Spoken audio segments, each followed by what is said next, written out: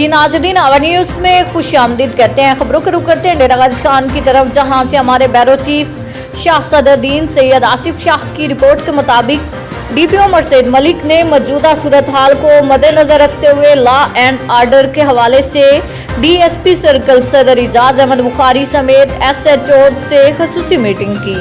DSP ने मौजूदा operation लादी गैंग के हवाले से तमाम तर मामलात पर ब्रीफिंग दी।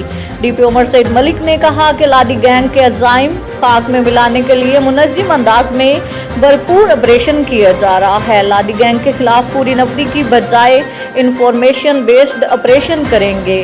कानून की बालादस्ती के लिए पुलिस मुकम्मल मॉनिटरिंग रखे हुए है। उन्होंने मजीद बताया कि लादी गैंग के सोशल मीडिया अकाउंट्स के हवाले से एफआईए को तहरीर कर दिया गया है। गुज़श्ता 7 माह में लादी गैंग के 7 अराकीन को ठिकाने लगाया गया।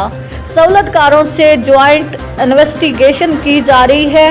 कानून नाफिज करने वाले इदारों के हमरा लादी गैंग के खिलाफ स्मार्ट और नतीजा खेज ऑपरेशन होगा।